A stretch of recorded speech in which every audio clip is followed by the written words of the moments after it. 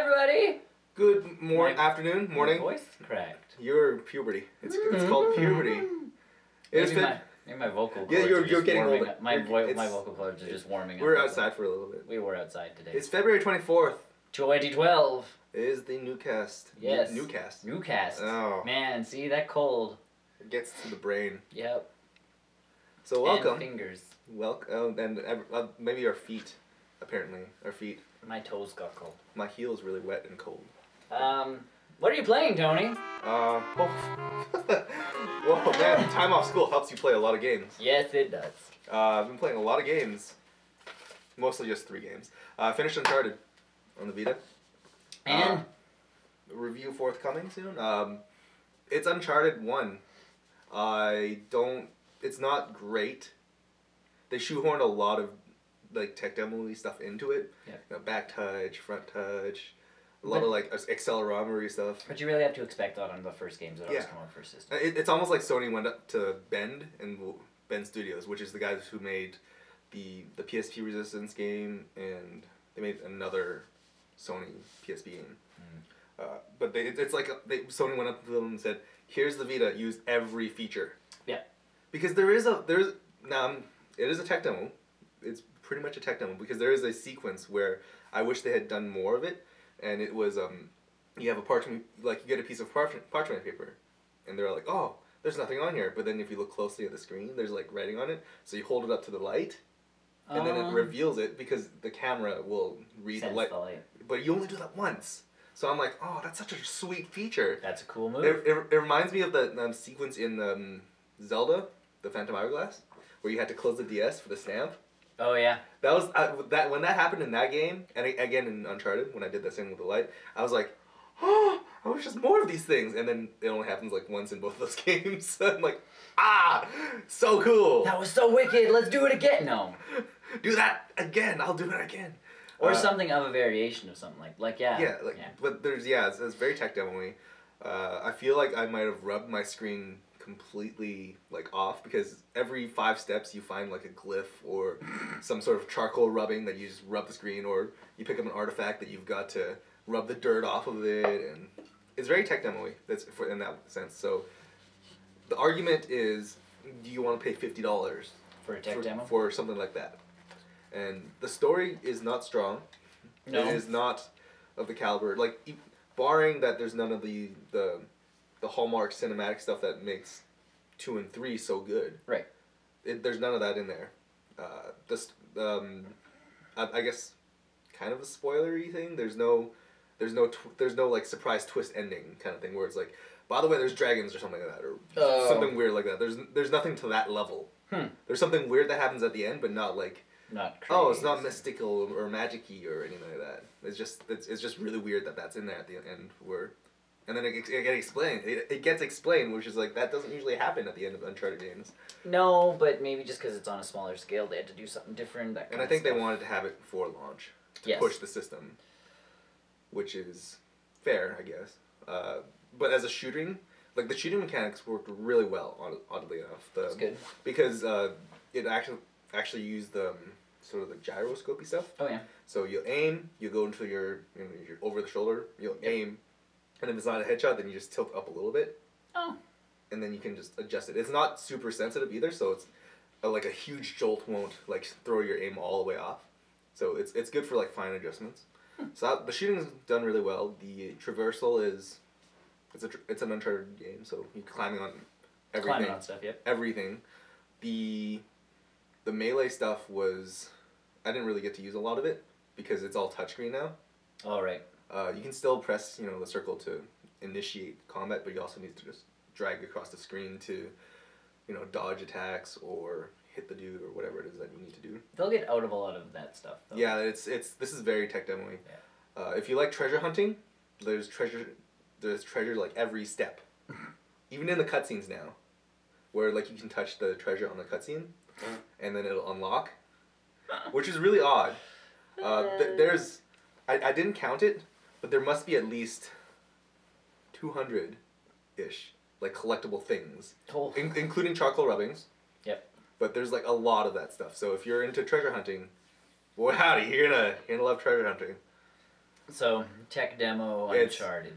Yeah, so that I can't really complain because I got it for free, but Right. like 1% of people took advantage of that, and then pretty much so. If you $50 is a lot For that game. Yeah, and even in the digital store, it is I think it was like $35, which is no $45, which is still kind of costly, and it's 3 point something gigs. So that's that card that you. That's the the one card. Yeah, that 4 gig card that comes with the first edition bundle. Like I would not have bought that by itself. Mm-mm. It is strictly for game saves. Like I downloaded a bunch of those, the free AR games, which I haven't actually played. Yeah. Maybe we'll take a look at it today or something like that. But my card is now almost half full of like stuff that is A, free, and B, like Vita, like needed. So it's like system requirements. Like I had a movie on there. Yep. I had to delete it because I was running out of space. Spas. And I thought it was cool because I could watch a full-length movie on that, and it looked really good because it's a 5-inch screen for video display purposes, which is kind of sad because Netflix winning. No. Damn it. Could have had the live win. Netflix works really well on it when it wants to work. I think the servers are just getting overloaded right now. So I'm not worried about it just yet. The Facebook app got removed last night. It was up for like a day. I downloaded it and I was like, cool. Because I did that one Facebook update on the Vita, and it actually shows like from the Vita. I'm like, cool, that's neat, I guess. They took it down because apparently they had some problems with it, and I'll be honest, it's not that good either. It's nowhere near the shine of the Twitter app. But I mean, I'm not gonna use it for Facebook either. So. And honestly, we have all that stuff on our phones. Yeah, like I dig. You get a trophy, shared on Facebook. Mm-hmm. I don't think you can do that though with the Vita. Eventually, they'll probably will. But that's that kind of connectivity I get, but we have our phones. Yeah, like I'm surprised how well the Twitter application is on the Vita. Yeah. I mean, it's on par with the one that you can find on iPhone and Android. Which is good, and I mean that's good for which is very surprising. Younger people. Yeah. Who don't always have smartphones, but. Yeah, because if you're like a little Timmy that's 15 years old, you buy a $250 PlayStation Vita. Yeah. Or a iPod Touch, which is like what, $400, $300.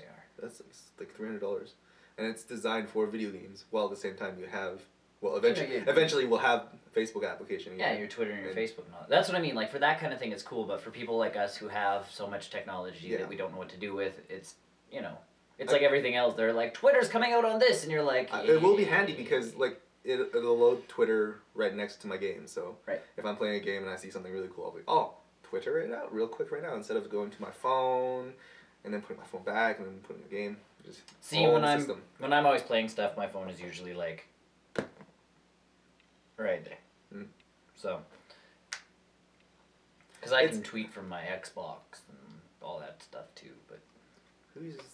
That's why Twitter's not on Facebook. No one's going to use... Or Twitter's not on PlayStation 3. So yeah, I've been playing Uncharted, and I'll go back for the trophies. It's not a difficult trophy game. No. Most of it is, again, finding like the unjillion treasures. Mm. And there's not like one single trophy for finding all the treasures. It's all categorized.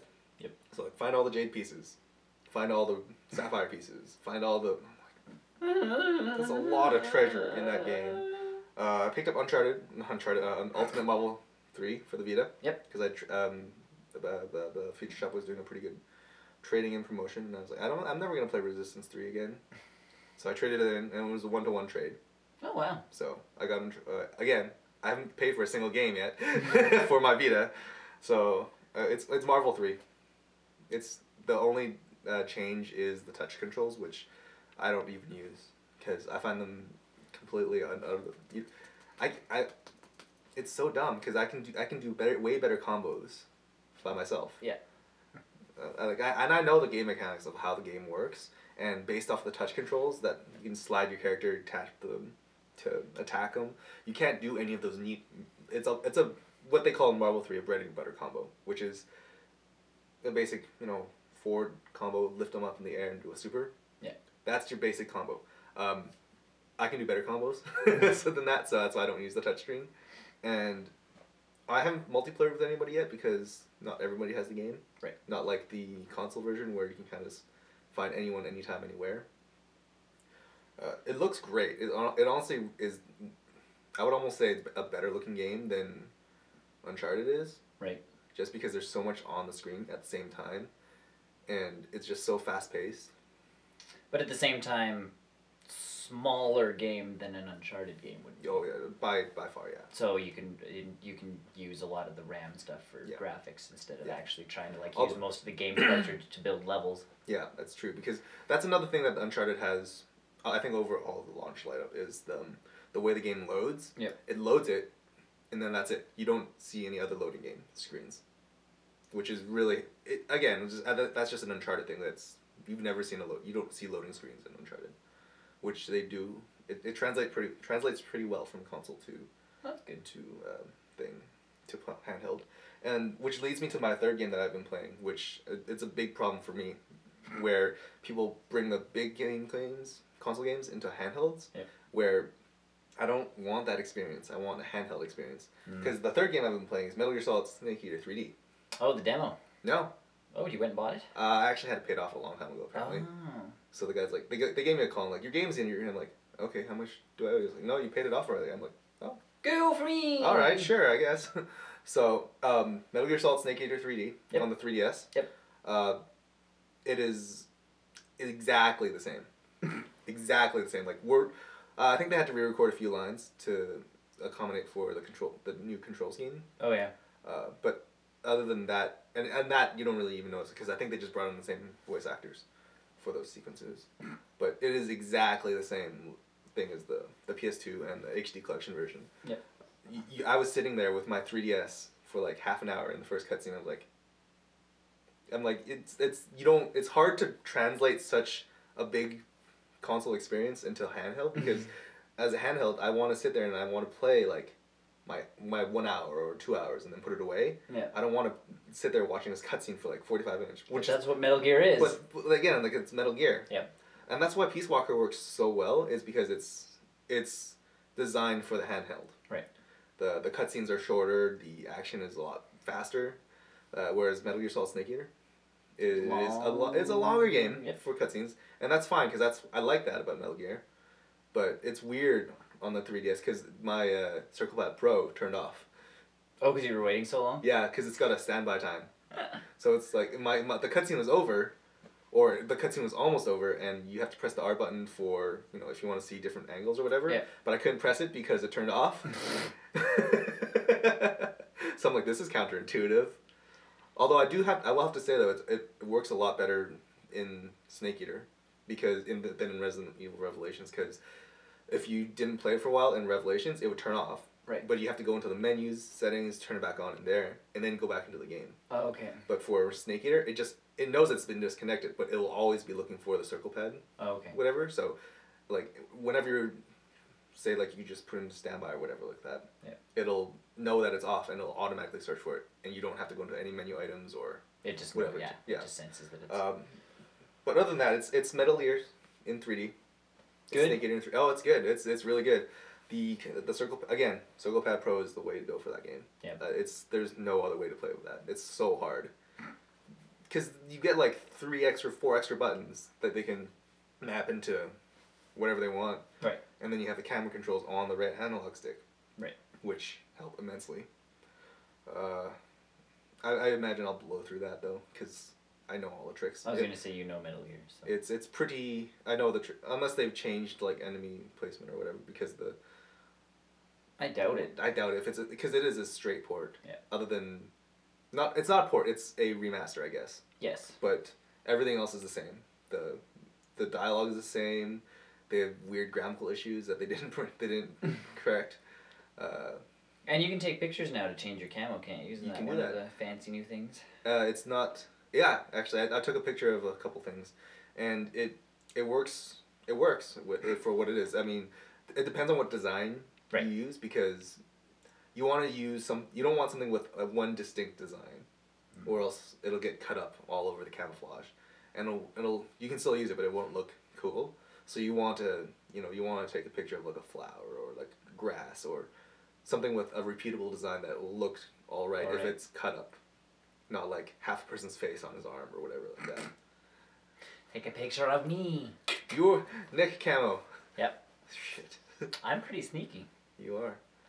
It's super weird playing such a weird big game on such a small screen. It's cool that we can do it now. It's cool, but yeah, I get where you're coming from. Like, why would I want to? I mean, because I forgot what game I was playing, and it had the cinematic. It wasn't even that long, but I was on a handheld, and I forgot what I was playing, and I'm like, I don't have time for this. I have to go. Like, I was literally just trying to like finish up a part of the game before I left for somewhere, and it was like. Mm-hmm. Now the advantage is with the 3DS, you can just close it. Yeah, you can just put it in standby. Yeah. And for that one cutscene alone, I think I put it into standby like 3 times because I literally had to do other things, like I had to go take a shower or whatever like that. Well, they are, because I was playing Snake Eater a few weeks ago, and my dad came home, so I'm sitting on my bed on my laptop, like on Facebook or something, and he's like, "What movie are you watching?" I'm like, "I'm not watching a movie. I'm playing a game." He's like. It's funny.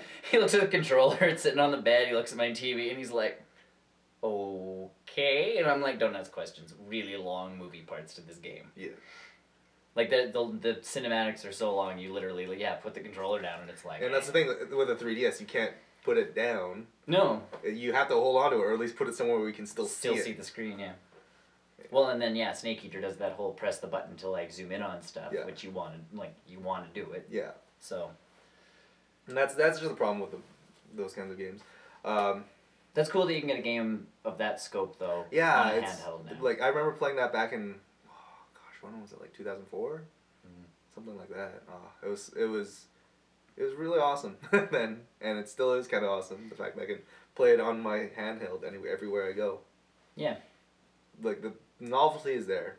Yeah. Whether or not it's practical, and the speakers are not that great on it either on the 3DS. No. They're lower quality than... I usually play with headphones on, though, if I'm playing. Yeah.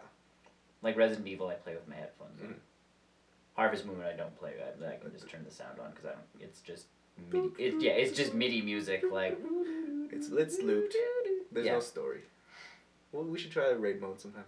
Yeah, we should try raid mode. See how it goes. I'm pretty sure it's fine. That's what I've been doing. That's what I've been playing. But a lot of that, like Uncharted, finished it. Yeah. Ultimate Marvel 3... Really, you can't really finish it. You just keep playing Keep playing it. Heroes and Herald mode is pretty fun. So, what have you been doing? Playing. Harvest Moon. Good game. Yeah. Kingdom of Amalur. Umalar? I thought I had finished it. Oh. I didn't. One of those games where it's like they show you the ending and then I am at 40 hours now in that game. And that was a lot of hours. I fought a rather large beast. You thought it was the final beast? In a castle that's been overrun for like a really long time, apparently. And it went really it went, pretty easy. And I'm like, well, that's okay. I'm just, like, I got lots of powers and my weapons are wicked. Like, I'm just... You're pretty wicked at this. I'm pretty wicked. And I'm sitting there going, well, and I'm level... The max level's 40. Okay. And I was 29 at that point. So I'm sitting there going, okay. If you grind a little bit more, maybe. Well, and I'm sitting there going, maybe level 40's just for people who want to keep playing or that kind of, There's always people who... It's like Final Fantasy. You don't need all your guys at level 99, but they can be level 99. Pokemon. Yeah. So I'm sitting there going, okay, whatever. So I beat this boss, and it's like a large boss. Like a creature that's quite big. Probably that you haven't... A dragon, maybe? Nope. Oh, okay. Just looking. Kind of like a earth golem, but like huge. Oh, cool. Like a giant ogre type creature thing. So I beat him, and I'm like, I'm satisfied with this. I've beaten the siege, and then I figured the rest of it would just be like another Kingdom of Amalur game kind of thing. Because there is your Saruman type evil guy, and apparently I'm going to go fight him now because then the game keeps going. And they're like, yeah, you got to go and do that now. And it's like, okay. You almost got there. You almost did it. You thought, and I mean, it was a really epic ending because you get your fate spell things where you get the really cool like quick time kill thing. It's not even quick time. It's literally like you make a weapon out of fate itself. Oh. And like get these really cool cinematic kills. So you get one of those on this big creature, and it's just like, that was wicked. And then it's like, okay, keep adventuring. And I'm like, seriously? I killed that thing, and now you want me to go kill, like, tiny little woodland, nymph things? Please. But at least the characters in the game, in the story, kind of keep doing that, because you run into a guy, and he's like, I've been chasing this, like, assassin, but I'm pretty sure you can handle him since you beat that thing at the castle, so, it's good. Could you go beat him for me? Yeah. Could you go beat him for me? Because that'd be super duper. And I thought I was done with factions and all that stuff, but there's another one that I found, so I'm running through that, and then I'm going to try and, like, charge to the end. Because there's a lot of quests that I have in my quest thing that I'm just not doing anymore. Mm-hmm. There's a lot of quests, and it's just like, you know what? Well, at least there's a good quest log for that. Yeah. But I'm just sitting there and I'm like, I will do this on my second playthrough. Because I'm not doing that now. And then I got Warped, which was the first game released for the house party on the Xbox. Yes. I got the demo of it. Mm-hmm. And then you bought the game. I haven't bought it yet. Oh, you're not? Okay. I'm waiting for the other 2 house party games to be unlocked. Because if you get all... What are those? What is it? What are they called? I forgot what they're called now. Because I haven't really... Because there's no demos for them. Mm-hmm. And they're not really saying much until you get it. Mm-hmm. Like, until it comes out. So... I'm waiting for them to come out, and then I'll see, because if you buy all of them, you pretty much get Warped for free. Because you get 800 points back if you buy them all mm-hmm. 4 of them. So I'm like, okay, so Warped was fun. Like, if the rest of the games are fun, I might buy, like, I will buy Warped. Like, I will enjoy Warped, just because I know I'm pretty much getting it for free. If I'm not gonna, like, if the other games kind of suck or are mediocre, I'm not gonna get it. But that's fair. But Warp was fun. You're a tiny little alien and you warp. Mm. So you can warp inside stuff, you can warp past walls, and you have a certain distance which you're actually allowed to warp to, and then there's secret rooms and puzzles and all that kind of junk. So there's a lot of variety for an 800 point Xbox Live arcade game, which is nice. And then the second house party game is Alan Wake's American Nightmare, which I got yesterday, or no, I got Tuesday, except we were busy. Mm-hmm. Or did I get, no, I got Wednesday, yes, and we were busy, so I played it yesterday and beat it. But it seems like a relatively shorter game, so. Yeah, but it didn't take me that long to beat Alan Wake either. I don't remember how long it took me. I think it was a couple days for me to beat Alan Wake. I want to say for me as well. So they said it was a little shorter. Yeah, and this is a little bit shorter, but you do also have arcade mode, which you can continually keep playing. Yeah, it's one of those high score contests. So the single player is cool. There's 3 distinct parts of this little town that you're in, which isn't really the town, but it's a very convoluted story. But to me, it makes sense. If you find all of the manuscript pages, it's like the first Alan Wake. If you don't find all the manuscript pages, not everything makes sense. Mm-hmm. The more manuscript pages you find, the more you're going, oh, I get it. Are these the manual, like in American Nightmare? It's Alan Wake wrote those as well? Yeah. Okay. He wrote them before he came out of the dark place and into Night Springs. He wrote these pages and hoped that they would do the same thing as they did the last time. Oh. But they turned out better than the last time because he actually remembered that there were pages and remembered what they were for, so he's kind of becoming accustomed to this whole... Well, he's been there in the darkness for how long? Like 2 years, yeah. So... He's kind of... He wrote the pages and then hoped that it would work out the way he kind of planned it. Mm-hmm. And then he came out of it going, I actually remember that I have to get manuscript pages and I have to remember that I have to do that. He's like, all right, this is working out way better than I thought it would, so... And there's the live action cinematic stuff again. But that stuff is on the TVs though, right? Like there's actual cinematic. Like when Alan Wake first wakes up, he's the actor. Oh, it's the actor. Okay. Yeah. Because I remember seeing that. And then there's Mr. Your evil doppelganger. He's got a name, doesn't he? Yeah, but that's every time it's said in the game. I thought it was like Mr. Stiff or something like that. I forgot what it is now, but they literally censor out his name every time you say it in the game. You can read it, you just can't say it. But he's in the game, and he appears to you on all the TVs. Mm-hmm. So you go to the Is he a antagonist, or is he just a character? Oh no, he's like the bad guy in this game. Okay.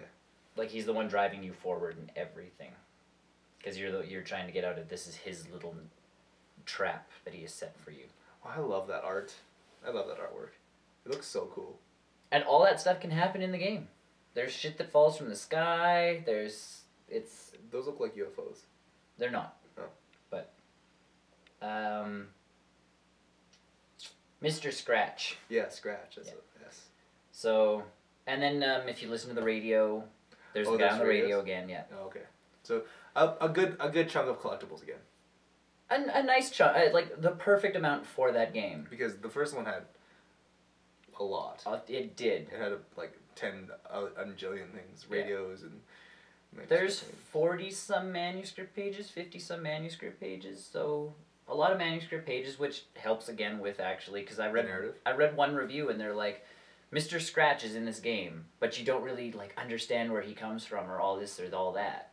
Mm-hmm. Well, if you get the manuscript pages, it tells you all that stuff. But I think, and of course, you have to assume that you've played the first.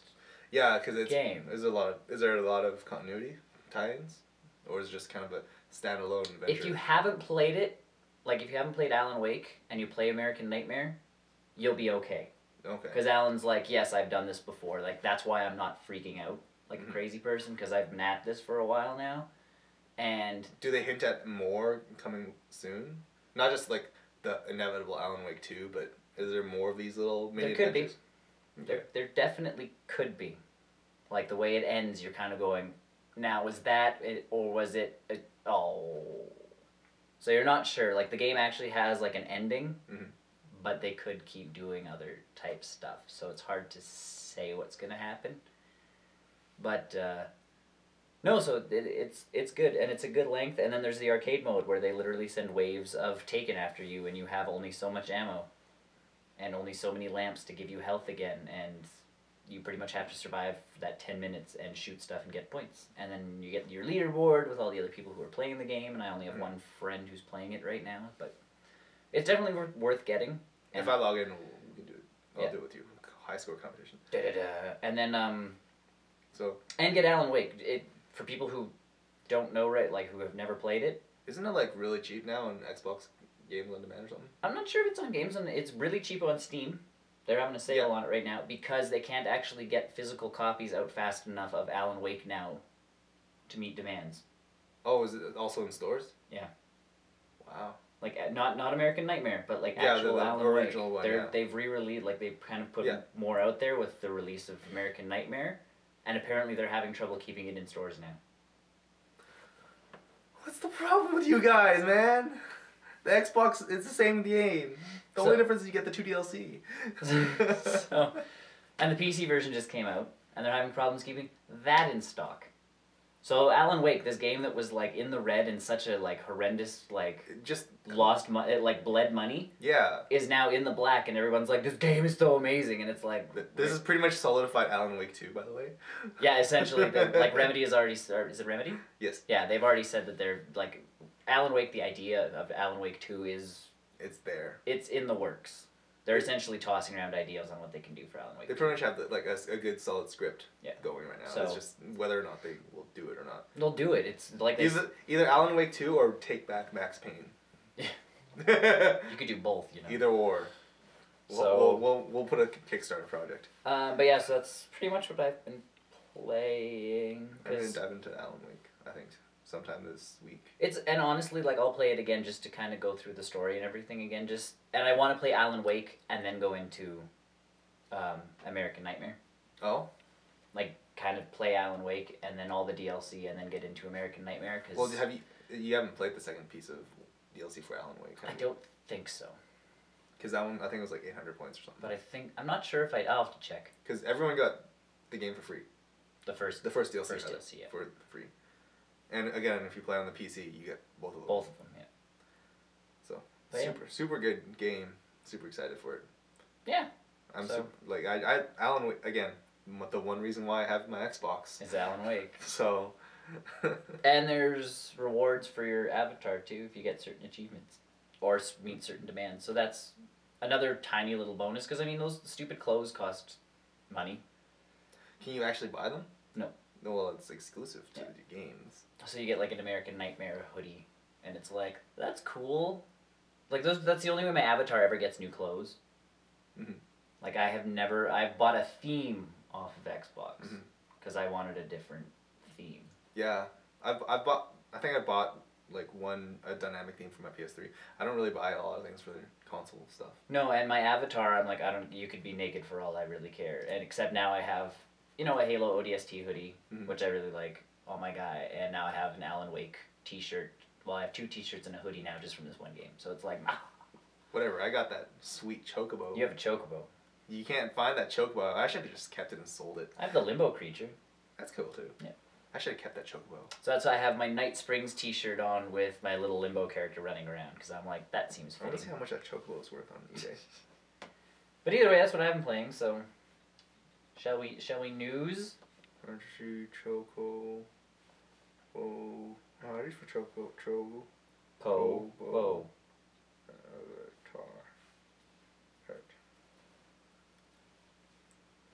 Twitter users. Pet awarded today. Don't care. I'm gonna just check put eBay in there. But yeah, that's what I'm. Yep. Yeah. News. An update from last week, because we talked about the UMDs. The UMDs and the passport system. It's pretty much confirming what we've been theorizing. Yeah, so it's essentially a price issue. American games like UMDs and all that stuff are not that like the games aren't that expensive on the actual system, and UMDs themselves aren't all that pricey. So it's kind of someone's got to make money somewhere, and also there's just not a demand for it here. It really isn't. It'd be different if in Japan. Like Japan, people really like the PSP. Yeah, it still sells bonkers over there. Yeah, as opposed to in North America where there was a big lull with the PSP. There's a couple of years now. Yeah, like a big lull. So it's like no one has PSP games. What is the point of? Well, it follows suit with my argument with I don't see why people are complaining about the transfer program, because all you're doing is buying cheaper versions of the games that you already own. A lot, like about 60-70% of the PSP catalog on the PSN store is already pretty cheap. Yeah. You don't, in the way that they have it right now, you don't even need the game to rebuy it. You can just buy it. Right. So it's like, oh, why are you guys complaining? Or you could just play on your PlayStation. Yeah, or you just play on this new piece of console. You can play like actual games. Yeah, like play one, and then if you really want to play a PSP game, grab your PSP and play on there. Yeah. Like that's always an option. But yeah, Sony has now like officially confirmed that it's not coming, and this is the reason why is just because there's not really a demand for it here in North America. And that's fair. Which is totally it's their money. And that's the thing. Like if they're gonna spend money on this thing that people are gonna use for like one game or two games, maybe it's not.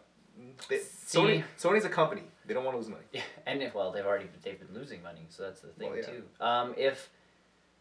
If you kind of have the infrastructure already built from Japan, it'd be cool if they were like, hey, you guys get the UMD passport for a set amount of time, and then to heck with you all.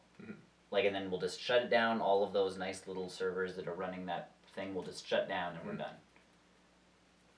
Like maybe if there's enough demand, which I can't see there being, because no one that I know is really complaining about this. No, it's like we were talking about before. It's not a make or break decision on getting a PlayStation Vita. It really isn't. It would be a nice feature. Right. What it would be. So that's what I mean. Like if all of a sudden they were like, okay, you guys have 3 months to do your UMD stuff. Yeah. Go. And then so the people who are savvy enough who want to take advantage of it will. Yep. Which, I mean, granted, if that was here and Persona 3 was on the list for cheaper, I totally would do it. Right. Because that's the only game I have left to play on my PSP. But you can play it on your PSP. And yeah, exactly. I already own it. And I already own it. If I really wanted to, I could just charge my PSP back up. Well, that's the thing, everybody. If you really want to play PSP games, PSPs will be relatively cheap now. I could see easily $75. Yeah. I could easily see it at $75 soon. Coming up. People are going to be trading them in and getting rid of them. blah blah blah. And a lot of the PSPs right now, if you buy them, come with like a game or two. Right. So. Well, because they tried to do bundles to make them sell. Yes. It's like when they brought that kid in to do those commercials for the PSP. What kid? No one cared about. What kid? You know that kid. I don't know what you're talking about. Yeah. Will Smith's kid? No. It's kind of like it. Now Jaden's way cooler though. But no, I remember that at E3. They're like, look at our new kid. This is our new spokesperson for the PSP, and everybody's like, PS. Yo, bro. Yeah, and it's like, yo, bro. Oh no. I'm kicking it with my PSP. I thought you guys wanted to sell PSPs. Worst idea ever. Ugh. Good thing Kevin Butler's still around.